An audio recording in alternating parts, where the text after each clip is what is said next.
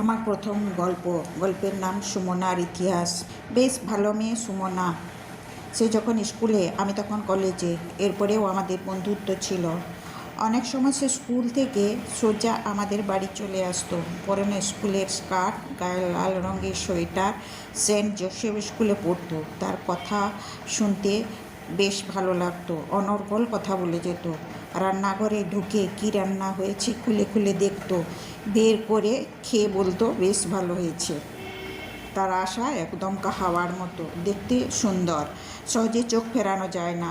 তার কথা, তার মিষ্টি মুখ আমি মন্ত্রমুগ্ধের মতো চেয়ে শুনতাম। ও কি সুন্দর ইংরেজিতে কথা বলতে পারে, তার তুলনায় আমি কিছুই না।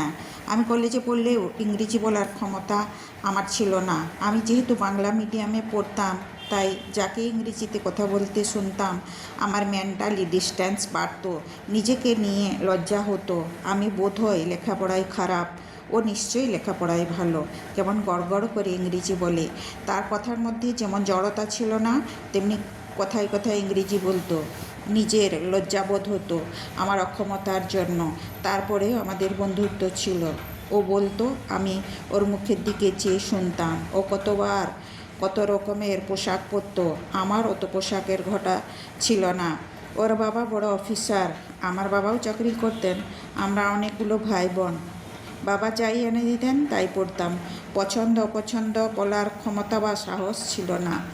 বাবার অবস্থা তো জানতাম, তাই ওর পোশাক দেখে যে আমার হিংসে হতো তা নয়। ওর বাবার আছে এটা আমি বিশ্বাস করতাম। আমাদের দুজনের লেখাপড়া শেষ। ও একটা নার্সারি স্কুলে কাজ পেল। আমি বেকার হয়ে বসে রইলাম। আমার কাজ করার ইচ্ছে ছিল। ওই গড়গড় করে ইংরেজি না বলতে পারার ক্ষোভে নিজেকে গুটিয়ে রাখতাম। এখন যেমন জানতে পেরেছি, কোনো কাজ পেতে গেলে যোগ্যতা থাকতে হয়। ইংরেজিতে কথা বলতে না পারলেও বাংলা মিডিয়ামে লেখাপড়া করেও চাকরি পাওয়া যায়। আমার বয়সটা বাড়ছে। ইঞ্জিনিয়ারিং বরের সাথে তার বিয়ে হলো। ভালোবাসাকে অ্যারেঞ্জ ম্যারেজ করে বাবা মা বিয়ে দেন। ও কি সুন্দর ভালোবেসে ভালো বর পেল। আমি ওখানেও হেরে গেলাম। আমার কোনো ভালোবাসার মানুষ ছিল না। নিজেকে প্রশ্ন করতাম, ও ভালোবাসার জন্য একজন পেল, আমি কেন পেলাম না? আমিও তো লেখাপড়া করেছি। আমার তখন মনে হয়েছিল আসলে আমার দ্বারা কোনো কিছুই করা সম্ভব নয়। আমি একজন সাধারণ, অতি সাধারণ। আমার মধ্যে তেমন কিছুই নেই যা কেউ ভালোবাসতে পারে বা কারো দৃষ্টি আকর্ষণ হতে পারে। একই শহরেই তার বিয়ে হয়েছিল।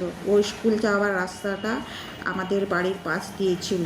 যথারীতি সে আসতো, কথা বলতো। আমাদের বন্ধুত্বের টানটা যেন একটু কম মনে হলো। তারপর তার প্রথম সন্তান আসে। স্বামী সন্তান নিয়ে আমাদের বাড়িতে বেড়াতে আসতো।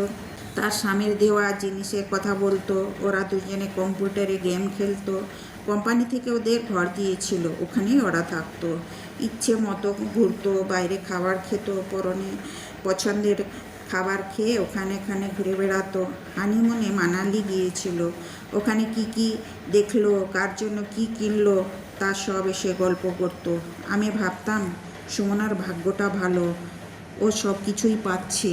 আমার কথা ভেবে মনে হতো আমার আবার ভাগ্য কি, আজ পর্যন্ত বিয়েই হলো না। বয়স হচ্ছে, পরিবারের সবাই চিন্তিত, বাড়ির এমন অবস্থা, যাহা করে বিয়েটা দিতে পারলেই বাঁচে। আমার আবার পছন্দ অপছন্দ। একসময় আমার বিয়ে হলো। বরমশাই আমার ভীষণ ভালো মানুষ। রূপের কথা নাই বা তুললাম, ভালোবাসা পেলাম, জীবনে নতুন সুর পেলাম। সামান্য বাড়ি আমাদের, জয়েন্ট ফ্যামিলি। হুট করে বরের সঙ্গে বাইরে গিয়ে খেয়ে আসার কথা ভাবতে ভালো লাগতো না। হানিমুনে যাইনি, যদিও ননদ তার দাদাকে হানিমুনে যাওয়ার জন্য বলেছিল। ওর দাদা বাড়ির সবাইকে ছেড়ে বউকে নিয়ে বেড়াতে যেতে চায়নি। বিয়ের 1 বছর পর বাড়ির সবাই মিলে পুরী যাওয়া হয়েছিল। আমি ভেবেছিলাম সমুদ্রকূলে আমরা দুজনে বসে কিছু সময় কাটাবো বলেওছিলাম, তা আর হয়নি। আমার বরের অফিস থেকে প্রতি বছর একটা ট্যুরের টাকা দিত। তারপর প্রতি বছর একবার করে বরের সাথে বেড়াতে গেছি। আমার সন্তান বড় হওয়ার পর জিজ্ঞাসা করেছিল, মা তোমরা হানিমুনে কোথায় গিয়েছিল? আমি হেসে বলেছিলাম, তোর বাবাকে জিজ্ঞেস কর। তার বাবাও হাসি মুখে বলেছিল, তখন নিতে পারিনি। এখন নিচ্ছি। বিয়ের 1 বছর পরে বাড়ির সবার সঙ্গে পুরী যাওয়ার কথা কাকার মেয়ে মৃন্ময়ী বললে, তোর বাবা মা বাড়ির সবাইকে নিয়ে পুরী হানিমুনে গিয়েছিল। আমার সন্তান বললে, তুমি অমন কেনে গেলে মা? আমি ওর কথা শুনে হাসলাম, বললাম, না গেলে যাওয়াই যে হতো না মা। আমার বর সন্তান আমার কয়েক বছর পর পুরনো বাড়ি ভেঙে নতুন পাকার বাড়ি বানালো। আমি খুশিতে থাকতে লাগলাম। আমার সন্তানকে ইংরেজি মিডিয়াম স্কুলে নাম লেখালাম। ও যখন ইংরেজিতে কথা বলে আমার শুনতে ভালো লাগে। আমার অপূর্ণতা তার মধ্য দিয়ে পূর্ণতা পেল। অনেকগুলো বছর হাসি মজায় কেটে গেল। আমার শ্বশুর বাড়ি যে শহরে, সেই শহরে সুমনার মামা বাড়ি। ও ওই শহরেও আসতো। ও কতবার ওই শহরে গেছে, আমাদের বাড়ি যায়নি। আমি যতবার বলেছি আমাদের বাড়িতে যাস না কেন, ও বলেছে যাব। আমার সুখের ইতি টানলেন বিধাতা পুরুষ। হঠাৎ হার্ট অ্যাটাকে আমার স্বামী মারা যায়। আমি ভেঙে পড়লাম। স্বামীর চাকরিটা পেয়ে সন্তানকে মানুষ করার জন্য আরেকবার ঘুরে দাঁড়ালাম। আমি যখন বাপের বাড়িতে আসতাম, সুমনের সাথে দেখা হতো, পুরনো কথাগুলো মনে পড়তো। কত হাসি মজায় আমাদের দিনগুলো কেটেছিল। সেই দিনগুলো ভালো ছিল। এখন দায়িত্ব বেড়েছে, সন্তানদের বড় করে তুলতে হবে। আমি আর তেমন করে হাতে মেলাতে ইচ্ছে হতো না। ও বলতো, আমি শুধু ঠোঁটের কোণে হাসি দিয়েই সব কথার উত্তর দিতাম। আমার স্বামী, আমার সুখ সব শেষ, এটা সবাই জানে। এরপরেও কোনো উত্তর দেওয়ার দরকার হয় না। সুমনার এর মধ্যে বড় অপারেশন হয়ে গেছে। ভগবানের দয়ায় প্রাণে বেঁচে গেছে। তার স্বামীর স্পেস মেকার লেগেছে। ভেলোরে গিয়ে এসব কাজ করতে হয়েছে। লক্ষ লক্ষ টাকা খরচ হয়েছে। টাকার অঙ্কটা বেশি হলেও তার কাছে বড় ব্যাপার নয়। ওর অনেক আছে। 2 বছর পরে হঠাৎ একদিন শুনি সুমনা আর পৃথিবীতে নেই। শুনে যেন চমকে উঠলাম। সুমনা নেই? বিশ্বাস হচ্ছিল না। শরীরে ক্যান্সার বাসা বেঁধেছিল। সব জায়গায় ঘুরিয়ে এনে বাড়িতে নিয়ে এসেছিল। যে কটা দিন থাকে বাড়িতেই থাকুক। ওর বড় ছেলেটা ইঞ্জিনিয়ারিং পড়ছে, ছোটটা এবছর উচ্চ মাধ্যমিক পাস করেছে। আজ 20শে জানুয়ারি, সুমনার শ্রাদ্ধবার্ষিকী। মনে হচ্ছে এই তো সেদিন।